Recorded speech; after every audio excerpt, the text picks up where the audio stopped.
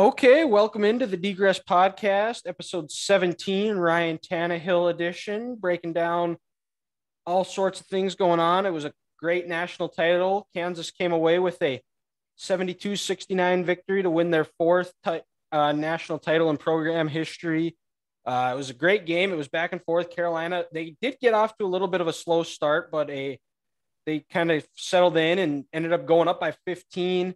Kansas just couldn't hit a shot. I think they Kansas mostly played that first half at Carolina pace. It was a little bit of a slower pace. Kansas was kind of walking the ball up the court for most of that first half, it felt like.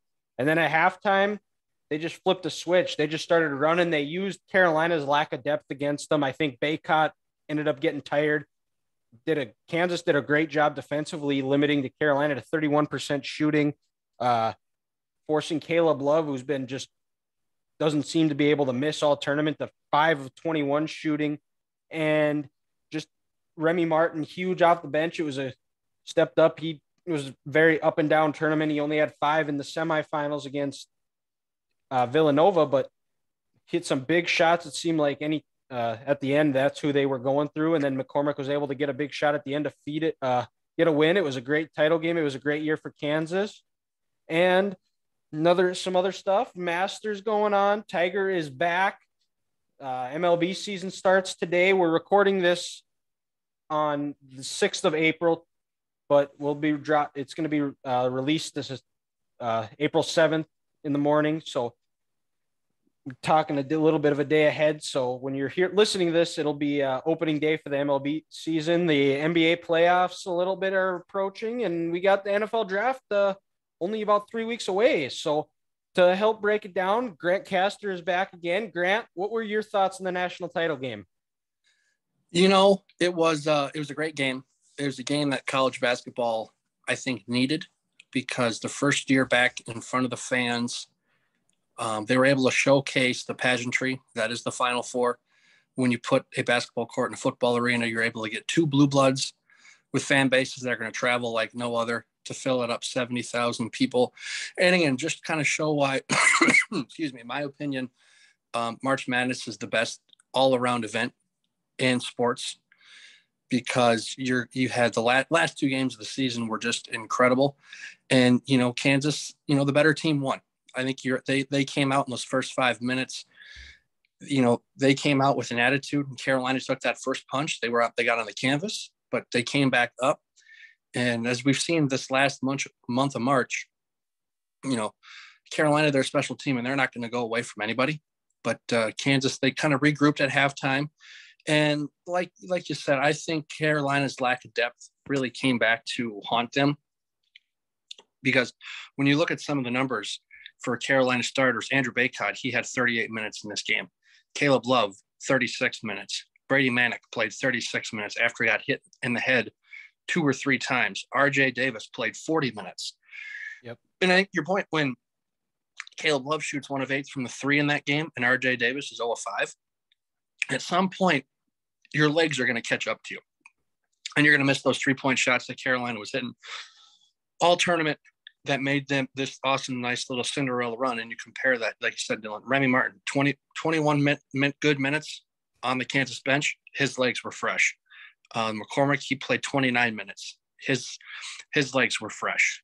And then, I think in the second half, Kansas, they finally attacked the basket.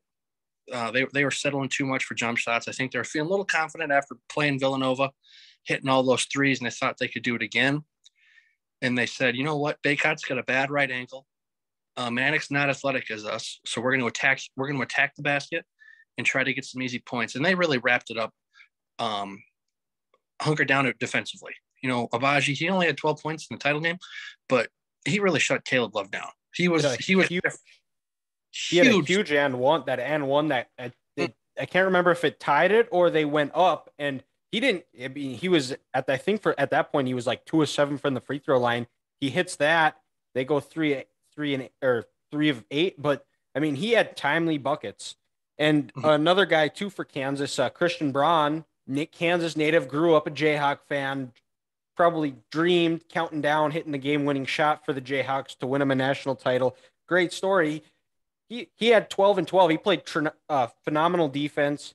And it was almost like a tale of the scripts just flipped where Mhm. Kansas relied a little bit more on that outside game in the first half, and then Carolina they just couldn't seem to get that pace to slow down in the second half where, like you said, and the Baycott injury, he was still playing there. He played his guts out. He feel for the kid to get hurt again. Mhm. And he it was you had to think though that his bum ankle factored into his inability on the defensive end, and he still ended up with a double double.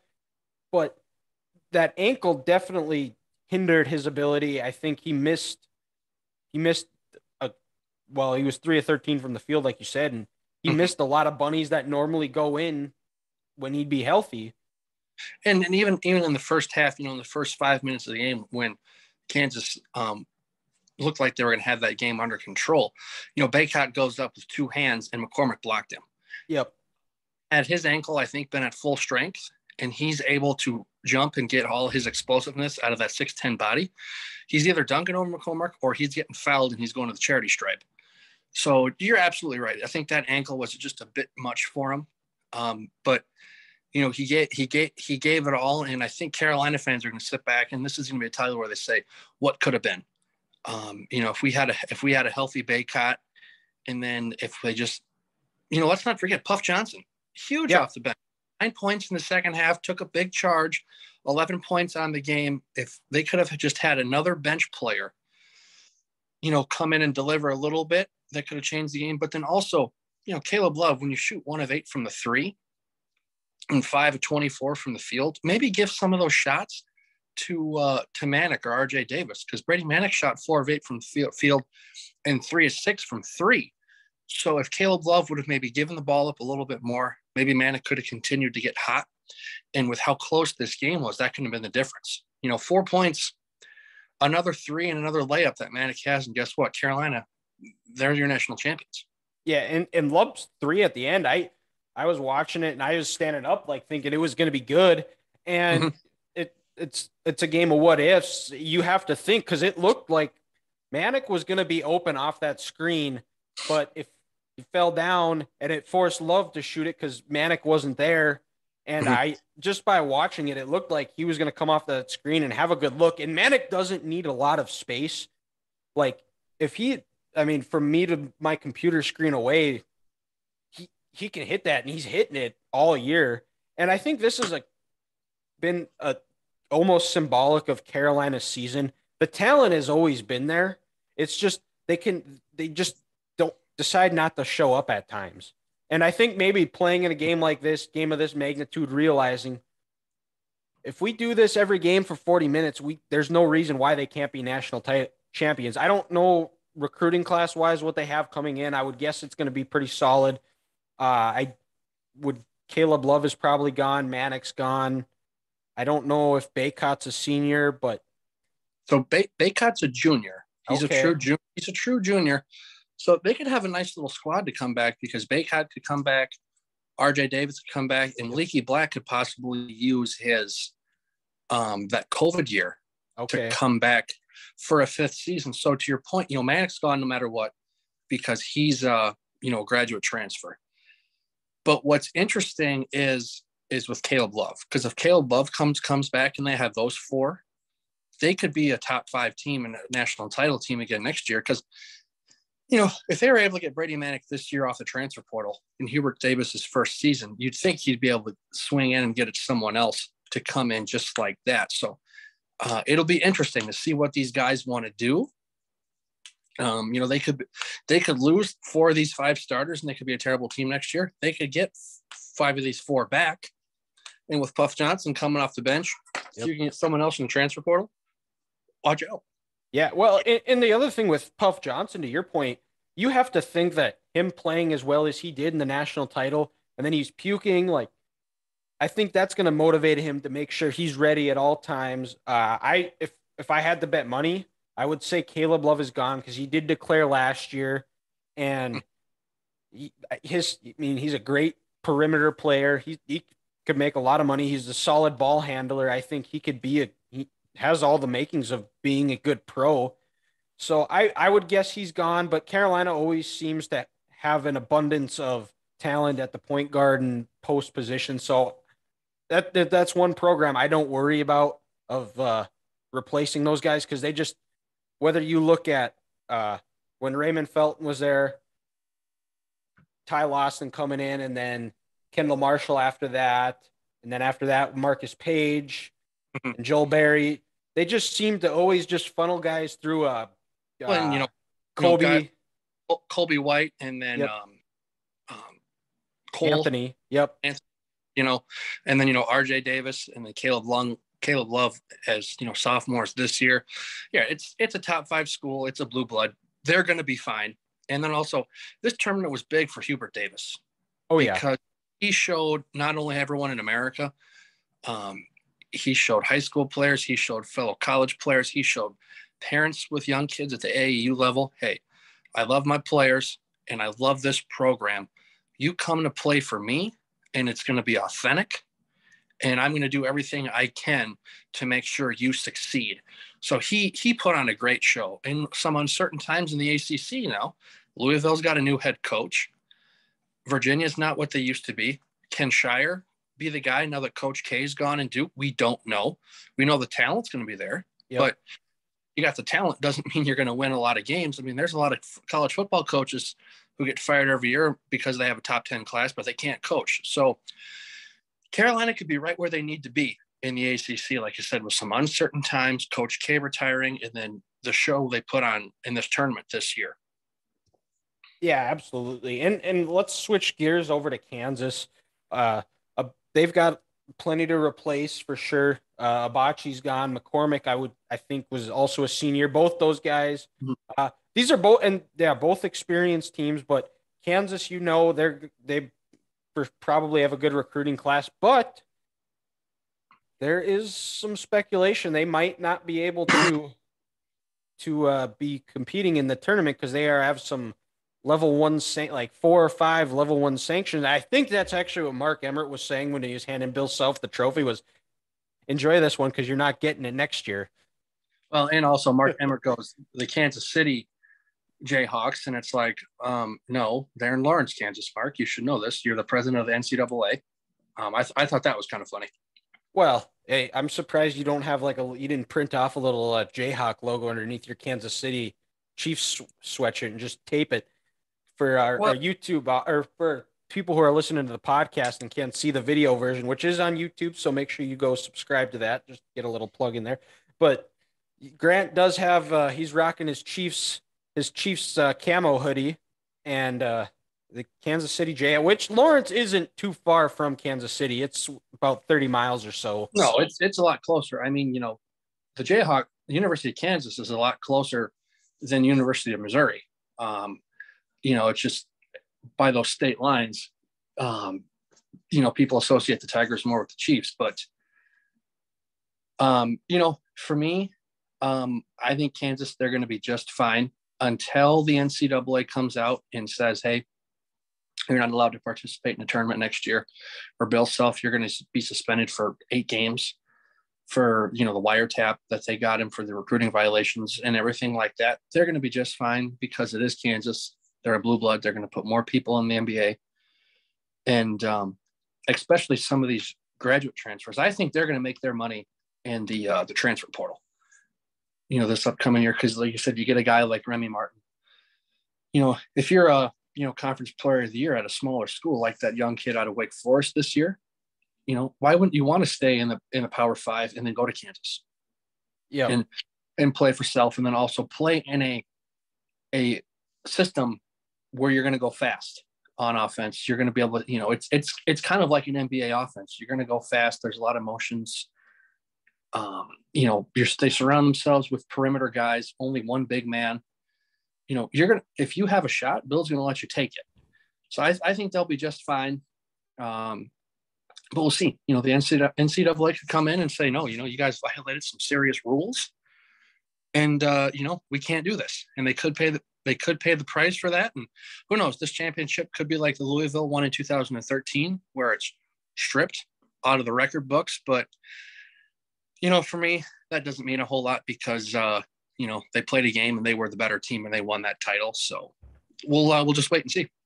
Yeah, and another testament too is we need to talk a little bit more about Remy Martin, who is graduate transfer from Arizona State, goes from averaging about 35 minutes or about 33 minutes a game his last 3 years using that COVID year, and goes from, let's see what his points were. He goes from averaging 19 his last 2 years at Arizona State to going to 21 minutes to 9 points a game. And you're not going to see guys like that, but the high character guy who just goes, accepted his role, and he sacrificed to go win a national title, and it paid off. That's you got to commend the guy for that, for accepting a role. And I'm sure he didn't like it. It was quite an adjustment to him right away, but I think he understood and bought in, and that's just a testament to the kid. So hats off to him, and he ended up being one of the main reasons why they won the national title. Well, yeah, and when you shoot 4 or 6 from 3, and you end the game with 14 big points. I mean, and they were tough shots too. And they were tough shots. The biggest one that sticks out to me was when he caught it in front of the Kansas bench. He's falling right out of bounds. Shot clock running down too. Shot clock's running down. And he puts it up and he hits that big 3, and it's just like, to win a national title, you need players like that to step up big off your bench. And also, that's why Bill probably went out and got him from Arizona State. He knew he wasn't going to play as much. He knew he wasn't going to be a star or the starter or the guy. But you know what? When your starters are having a bad night, when McCormick, when Abaji, is 1 of 4 from the 3, and he's only got how many points do you have? 12 points. 12. Yeah, you need guys like Remy Martin and Braun to step up and attack the basket and get your team buckets. Yeah, absolutely. And then McCormick did his thing, 15 and 10. Abachi got Final Four most outstanding player, and you could have argued him or McCormick both, but it would have been I wouldn't have argued it either way. So hats off to Kansas. Excited for next year already. And we'll switch gears over to the Masters. That starts tomorrow. And Grant, Tiger's back. Tiger is back. It was announced Tuesday that he said he's coming back. He feels good. He's ready to play. And I'm excited to watch him. I'm curious to see a lot of Augusta it doesn't really show it on TV much, but they do talk about how it is one of the more hillier courses. There's a lot of hills up and down. I think golf-wise, I think he's going to still be there. I'm curious about his conditioning coming back 14 months after a very almost near fatal car crash.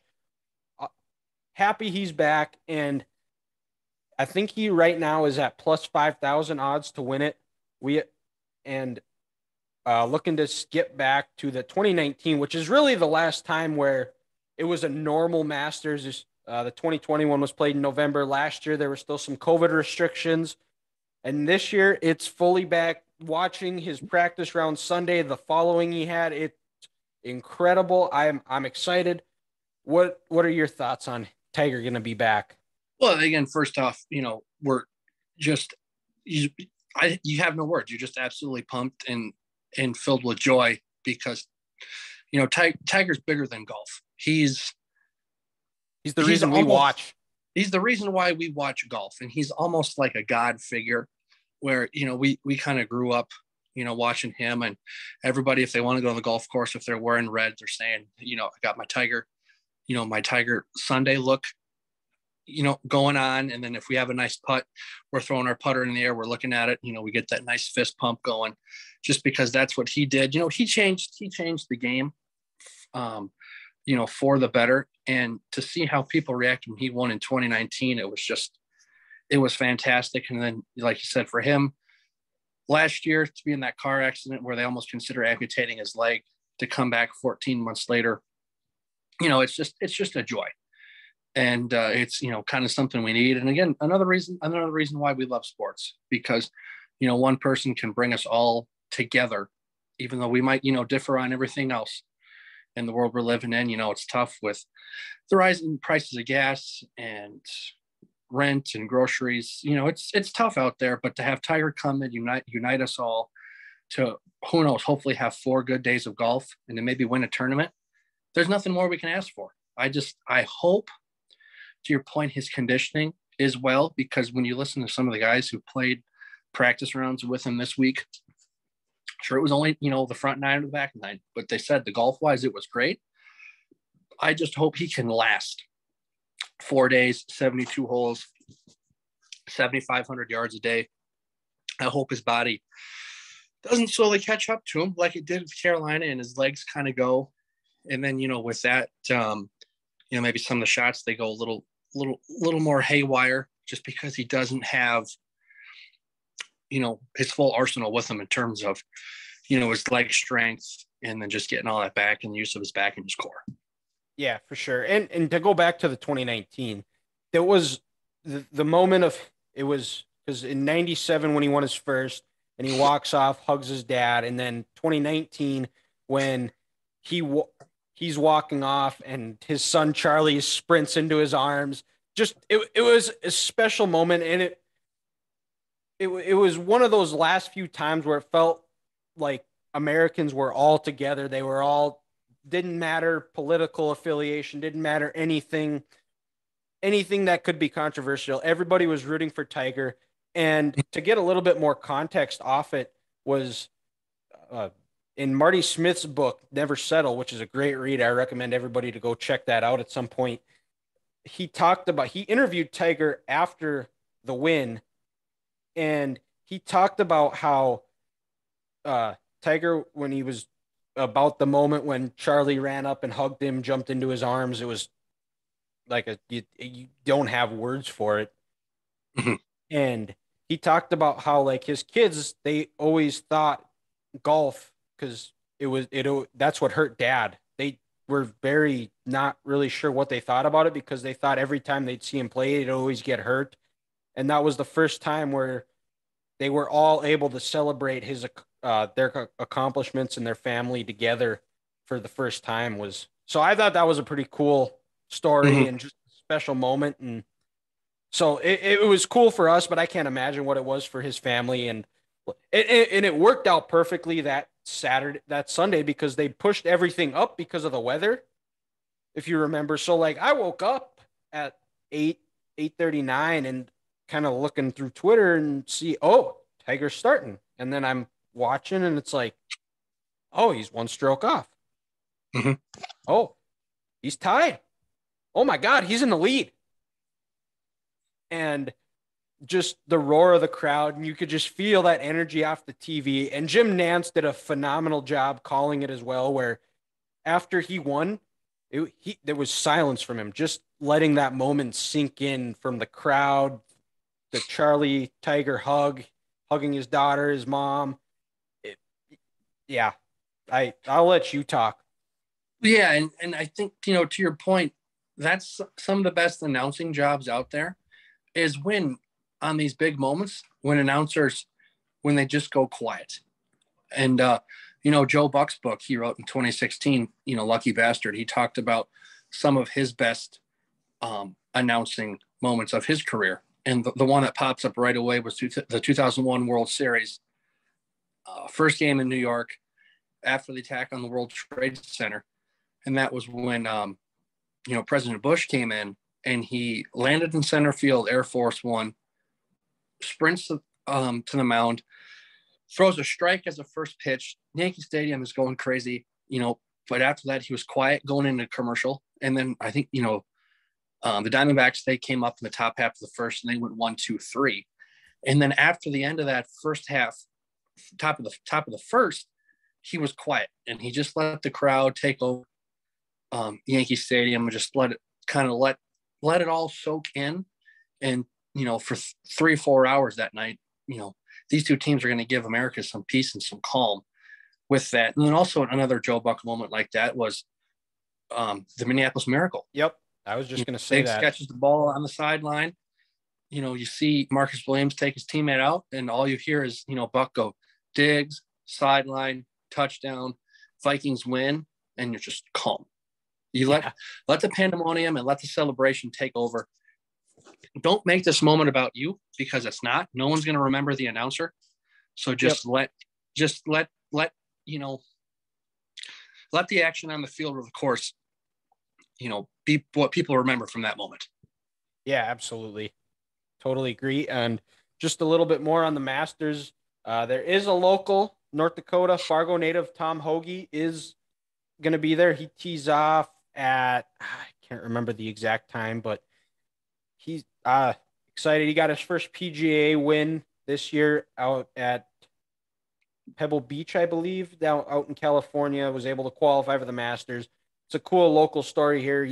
I have a little bit of wager on him. He's at plus 15,000 to win through a little bit on, so I could get a good payout. But excited to watch. It's going to be exciting regardless. Hopefully, if Tiger's in it, it's just going to add another level of excitement for the Masters. And we'll switch a little bit gears over to. Oh, also, did you get to watch the par three contest at all today? I did not. Okay. Did you? So you haven't seen this Tommy Fleetwood shot then? No, I haven't. Did he skip something across water? What? Yeah, What he skipped it across water, and I'm in a group chat with my dad and my uncle, who my uncle is a former golf coach, and he coached boys and girls. He's won multiple state championships, and I sent it to him, and this is what my uncle goes. He goes, "It's actually not that hard to do. Just hit the ball with cut spin, so it is like skipping a rock on the water. Top spin will make it dive into the water. However, hitting it a couple feet from the pin is pretty amazing." So really, Grant, all we got to do to get it is to get a ball to skip like a rock is we just got to get cut spin on it. Well, All we got to do, all the hell we have to do now is figure out what the hell cut spin is. Once we figure that out, it's easy. That's a bunch of hogwash, because I'm going to tell you right now, when I'm skipping a rock across a lake, I'm lucky if I get 2 bounces. Right. How the hell am I supposed to learn what cut spin is and get a golf ball going across water, 15, 20 times, tat, tat, tat, tat, tat, tat, tat, up to the pin? Just get out of here with that nonsense. Right. Well, and that's the part where they're professionals. I get a little excited when I see them like just completely duff a shot and do something that's like, yeah, I do that. And then the next shot, I'll do the same thing because I'm pissed off about it. And then those guys, they'll go 5 feet from the pin. So but yeah, to your point, when they're on the tee and, they're cranking away and it goes 50 yards to the right and you just hear, what the hell? It's like, this is relatable. This is why even the pros do this, and this is why we play golf. So you're right. It makes you feel good about yourself and your game for a split second. Yes. And we'll switch over to switch gears over. MLB season starts. A lot of questions about not happening due to a lockout, but for some teams, Twins were supposed to. Their game got postponed to Friday. So what are your initial thoughts on the baseball season? I'm excited. I'm really excited about the Twins this year. Last year was a season you just burn every single memory ingrained in it, because anything that could have went wrong for the Twins, it did. I like some of the steps they've gone in the pitching. We'll see how the season goes. Maybe they'll be able to add a reliever or two, maybe strengthen that starting rotation. Hopefully they can avoid injuries. I think the talent's there to make the playoffs. And the first step, I don't care if they even lose a playoff. I just want, walk before you run. I want to see them win a playoff game first, because I think that's so ingrained in the Twins players' head that we haven't won a game since 2003. And I think they just need that first one to win to get that kind of like, okay, we're not, and I don't think they think that they're cursed, but in a sense that's all back there in their head, where if they lead or, they just freeze or tense up. They just need that one win. And I think after that, it's going to start, they'll develop that confidence and see what happens. Well, and to your point, I was at the Twins-Yankees game in 2019. The last time the Twins, they made the playoffs during the COVID year for 2020, but no fans were allowed at Target Field. So the last playoff game that they allowed fans in was the 2019 series against the Yankees. And it's one of those moments where it's just engraved in the players and us fans' head, where we have a spot in the top of the second. It was still 0-0, I believe. Bases loaded, 1 out. I'm thinking, let's go. This is the Twins' opportunity. That would have blown the doors off Target Field. Blew the doors off that place. We're going to take it from the Yankees. We're going to win this game. It's going to be a 2-1 series. We got some confidence going. I can't remember who was up to bat. He hits an absolute rope to right field. And I'm thinking, oh, yes, this is going over Judge's head. Let's go. We're not going to clear the bases because it's going to go off the wall, but it'll be 2-0. We'll have runners on second and third. We're going to take this, grasp the opportunity. You know, the Judge catches this laser because he's 6'7". It's the only reason he caught that. I remember I remember that too. And I just remember letting out a loud F you, Aaron Judge. Oh, yeah. And you're sitting back and he's like, he looked like Jordan, the Jordan logo when he caught that, because it took all 6'7" of him and his probably 6'6", 6'7" wingspan to catch this ball. And then Sano comes up the next batter and he pops up to shortstop. And I remember thinking into my head, that's the game right there. If we couldn't get him then, that's the game. We can't get by these guys. It's just something about this organization. But, you know, to your point, I like the Twins roster this year. I like this team. I don't know if they can compete in the Central in terms of winning it, because the White Sox are a very good baseball team and they bring everyone back. But they've already started to get a few injuries, though, too. So, and the like baseball, or, well, for that matter, all sports, it's just a cyclical thing where if you get an abnormal amount of luck one year, or the breaks fall your way, create them, the next year it's that much harder where something's going to go pear-shaped. And the White Sox, they had basically everything go right for them. So I think they're going to come down. They've already had a few injuries, and outside of that, there's not a whole lot. I don't think the Royals are very much. Guardians, they just signed that shortstop for big money, but you know, and they needed that, because that city and that organization, they were so cheap for the longest time, to finally sit back and say, you know what, we're going to keep a franchise cornerstone in Cleveland. You know, they needed that, but their roster besides that, still not that good. I think their payroll is still right around $40 million. So, you know, the Twins, they have it this year. And then also, I'm also intrigued by the two Los Angeles teams, are the Dodgers and the Angels of Anaheim. The Dodgers, the rich get richer. They signed Freddie Freeman. They really have no excuse not to be in the NLCS again this year with that lineup and that pitching staff. But with the Angels, if you can get a healthy Mike Trout back and a healthy Shohei, can they finally get in the playoffs? Again, for the last 10 years, Angels, they've had no pitching, and they're going to continue to go down that road. But with Shohei and Trout, and I believe they still have, I still think they have Justin Upton. Yep. Are they going to outscore enough people and win some games in a down AL West? Yeah, and the Mariners might be the favorite. I might put them as a team that I think might win the West this year and get back to the playoffs, who have the longest playoff drought. Mm-hmm. With the Mariners, it's kind of like we talked about, I think, last week, coaches and teams I can't trust.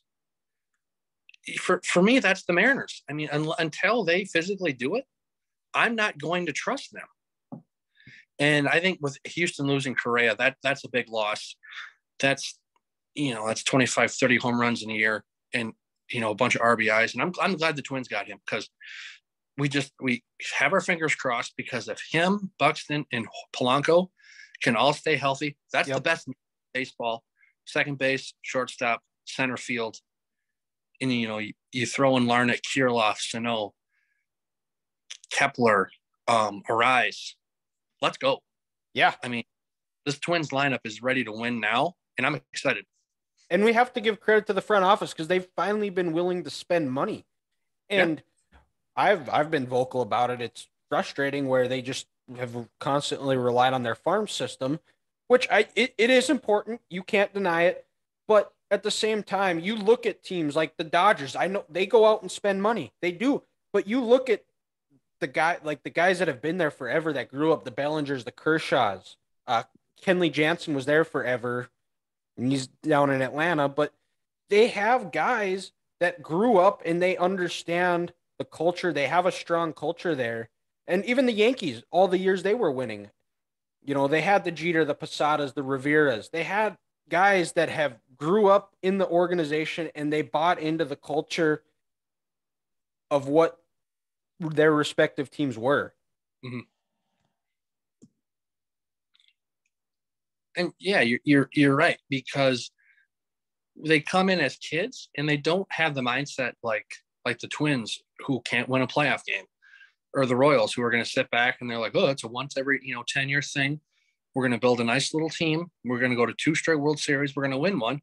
But then, since we don't care about this team and we don't promote them in Kansas City, guess what? We're going to send them off to go somewhere else because we can't pay them. And then they can't play. And the worst example of this in Major League Baseball, it's got to be the Tampa Bay Rays. Yeah.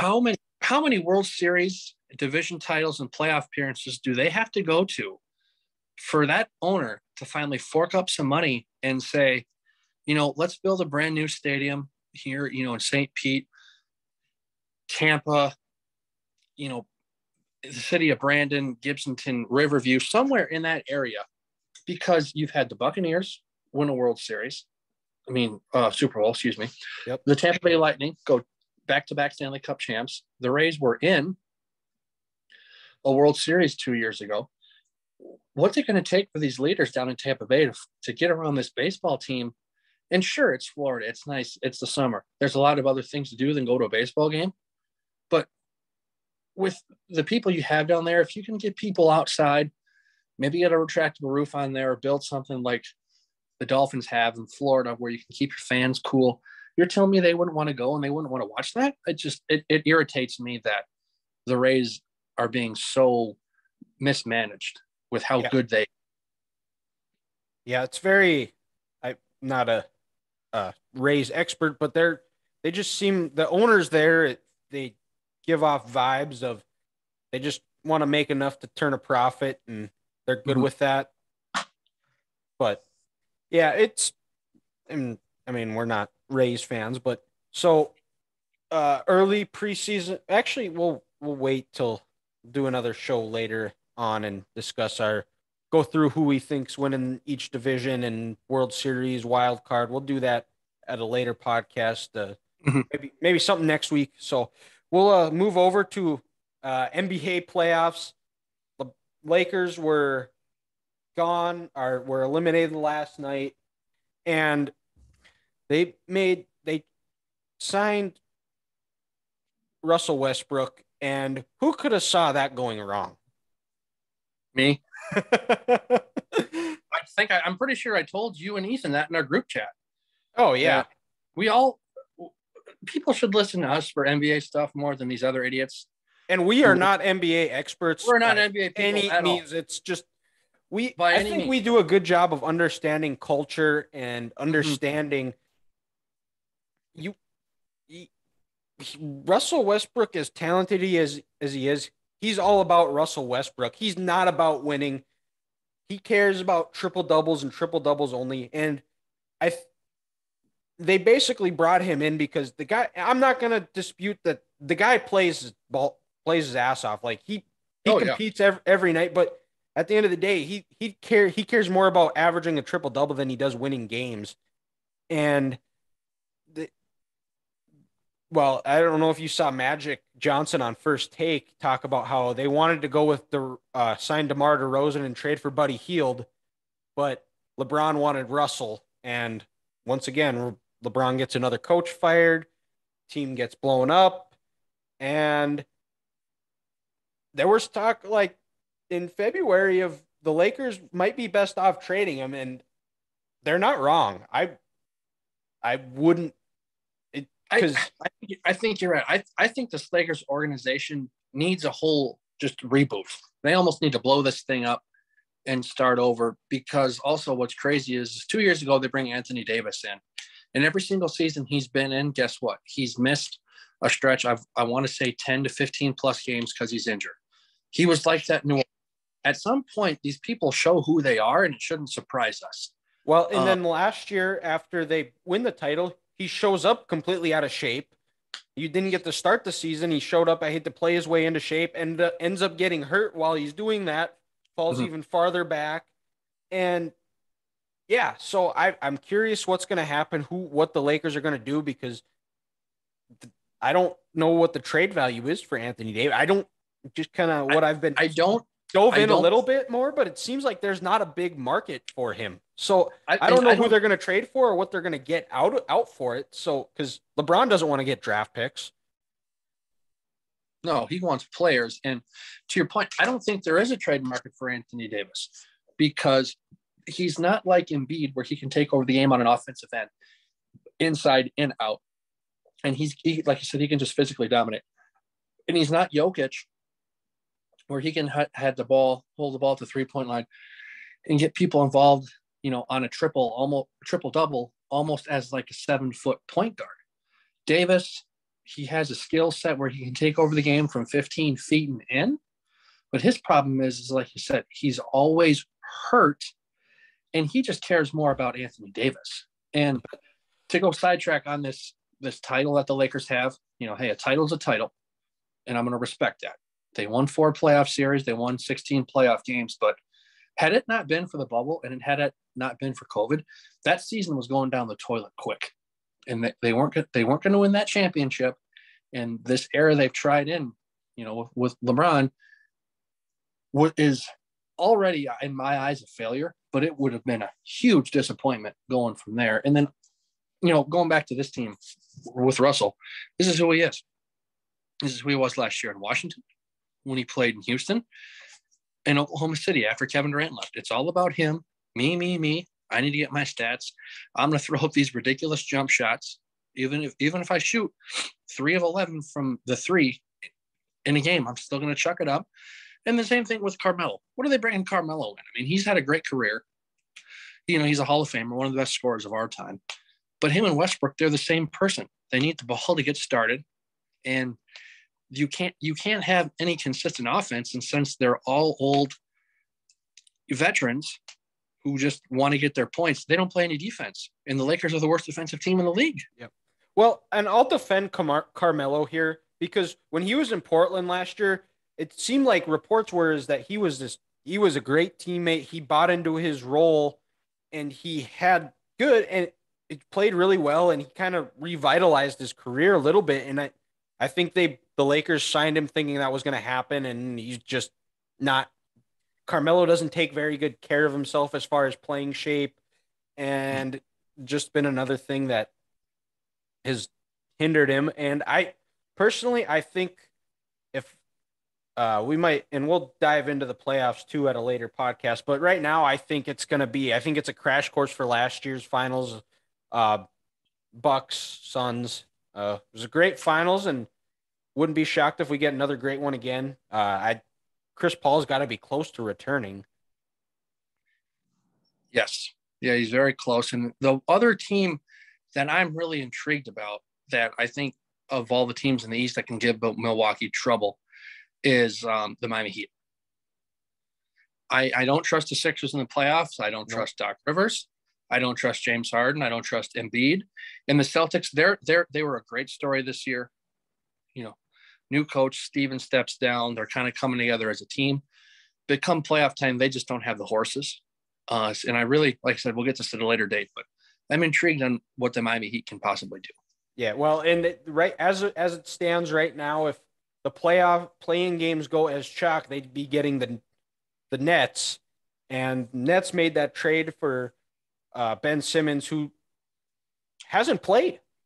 He's played like 2 games, and he's nowhere to be found. So I don't. There, I mean, didn't play at all. He filed a grievance, which trying to get back $20 million, which it's pretty clear. Well, if you're not going to play, we're not going to pay you. It's a wild concept. You signed a contract, Ben Simmons. You put your signature on a dotted line that said, I'm going to play 82 games for the Philadelphia 76ers, and I'm going to make, let's say, $36 million a year if I play these games. And I voluntarily stepped down and didn't want to play because I got my feelings hurt after I couldn't beat the Atlanta Hawks last year at home. He decided not to take a shot in Game 7. Embiid put him on blast. Doc Rivers put him on blast. He got his feelings hurt, and he wanted out. He wants his $20 million back because he doesn't care about winning. It's all about how much money he can have, Instagram, cars, and women. I'm so done with Ben Simmons. Just get him out of the league. Yeah, well, Grant tells it he's a former offensive lineman. He tells it like it is. That's why we're friends. So we will yeah, that's enough NBA talk for the week. And well, let me finish go back to the Lakers a little bit. I don't know if you've been watching Winning Time. It's the story of the Lakers. I talked about it in an earlier podcast. It's John C. Riley is out there playing Dr. Jerry Buss, and it just shows the from the Lakers then to what the Lakers are now. It shows how great of an owner Jerry Buss was, the passion that man had for basketball. Like, he was a visionary. He didn't care about what it cost. He wanted to build a winning team, and he did it. Like, it was like from the coaching to who he hired, and then it just shows like that guy was a staple. He was a function. He was a hands-on owner, but he was also hands-off to where he let the basketball guys do basketball things. It's a great show. I recommend anybody who's listening to watch it because it shows. And I used to be a guy too that just hated on the 80s basketball about just it was unbearable to watch. There's some clips out there if you dig deep that it's hard to watch, but those guys loved the game of basketball. They weren't playing to get Instagram followers or buying. I mean, they loved basketball for the game of basketball. There's a lot of these guys, it seems like today, they like basketball for what it gives them. They don't have a pure love for the game. That's my biggest takeaway from I've rewatched The Last Dance, and I've started rewatching the old 30 for 30 of the Lakers Celtics series in the 80s from watching the Winning Time. And then I also just got the Showtime book by Jeff Pearlman that I'm going to start reading at some point too. But that's kind of my biggest takeaway is the difference. And I understand because my dad loved, like, if you want a conversation with him, you just bring up 80s and 90s basketball with the Bird, Magic, Jordan. Just I understand it Pistons. because the Pistons, like, because those guys loved basketball, and it shows in the way they play. And again, to circle back, that's why I'm intrigued with the Miami Heat, because that's an organization who does it the right way. They have guys who love the sport. Lowry, Jimmy Butler's a bit of a head case. We know that here in Minnesota, but you know what? He gets after it, and I like watching people who love what they do, and they love what they do. And Jimmy Butler loves the game of basketball. Like that. Absolutely. Don't get that twisted. Yes, he can be a head case, but he's in a good structure right now because the Wolves, I mean, you live in Minneapolis, so you know all about their dysfunction. The Sixers, there's a reason. I mean, anything that Jimmy Butler has said, it's been proven true after he's gone. True. Mm-hmm. And Spoelstra's tremendous coach. They got Pat Riley in there. Like, they have just a strong culture. Udonis Haslem, who's been there since before we were born, probably, it feels like. Still doesn't play a lot, but, I mean, he's basically a player coach. And we talk about culture all the time on this podcast, and you can't talk about it enough because it shows true. The teams that win the titles usually are the ones that get along the most. They have a strong culture. They hold each other accountable. And when someone's not living up to those standards, they've got leaders on that team, player leaders that are going after them and getting them to that level they need to be. Exactly. So we're going to switch gears here. We're going to end the show here. And we introduced this segment last week called Curveball of the Week. And nobody knows what it is. So Grant, take it away. Mm-hmm. So I got two this week, if that's all right. Yeah. So the first one, we're going to kind of tie in with the second topic of the night, the Masters. It's a little golf question here. So it's a two-parter. Okay. The first part is, what would you say is your dream course anywhere in the world? Where would you want to play? And then the second part to that, with who? It's you Ooh. and three other people at your Okay, dream course, and your um three idols, role models, celebrities, whatever you want to call it, who you want to play with. okay. So I've actually kind of like thought about this, just sitting at home doing nothing and thinking about things. This is almost a fairly easy question for me. It's Augusta National. I'm playing with my dad, myself, Michael Jordan. Ooh, and the fourth, Tom Brady. Done. Yep, I like that. And I kind of knew right away that who two of them were going to be. For it, I knew, Jordan, because behind your right shoulder, we got, the MJ poster there. And then also, you are a Tom Brady stand account holder. So we knew, we knew he would be on there. Yep. Oh, there it is. Yep, Brady 10. Go blue with that. We can't forget that in there. Yeah. And then, for me, Augusta National was up there. But since you already said that, it's kind of a little curveball to my curveball. I would think, maybe Torrey Pines out there on the California coast. I've been in the clubhouse there. Oh, very nice. Right off the ocean. And then, in Scotland where the game, first started, St. Andrews. That would be St. Andrews. That would be awesome. But I'm going to go a little different route here. Spring of 2021, when Brady, Rogers, Phil, and Bryson DeChambeau played at that, I think it was called the Basin course in Montana. Yep. Playing golf in big sky country. You're in the mountains. You're at 10,000 feet. You got that wicked par 5 where it's 740 yards. But, like I said, since you're at that 10,000 feet, the ball is just going to soar. And, you got grizzly bears to your left and to your right. Just the scenic aspect of that would be just absolutely just breathtaking. And I couldn't get enough of that. So I'm with you on two of the people I want to play with. Okay. I want to play with MJ and I want to play with Brady just because I think they're the two greatest athletes, or two of the 5 greatest athletes you've ever seen, and just the competitive drive that each of them would have with the sheer will to win. Would you be talking smack to them while you're playing? Because there's no, I would absolutely do it in a heartbeat, because not many people can say they talk shit to the goats of basketball and football. So I would probably talk some shit to Brady, but Michael Jordan scares me. I'm not going to lie. MJ would just, he'd have an awesome drive or a great chip shot. And then he'd pull the Reggie Miller on me. Don't talk to Black Jesus like that. And that would put me in my place. But another person, it's going to be an oddball here, but it hits close to home. As you've mentioned, Dylan, multiple times, one of the biggest Iowa Hawkeye fans out there. My favorite player of all time, Chad Greenway. Okay. I want to go out with Chad, just kind of, pick his brain on being from South Dakota, what Iowa meant to him, and then also saying just, how much he meant to me throughout my, career and just watching him play. So it would probably be Chad Greenway, Michael Jordan, and Tom Brady. But for just the athletics, the competition standpoint of it, if we were, let's say, having a friendly competition 2-on-2, Brady and Jordan are not on the same team. No.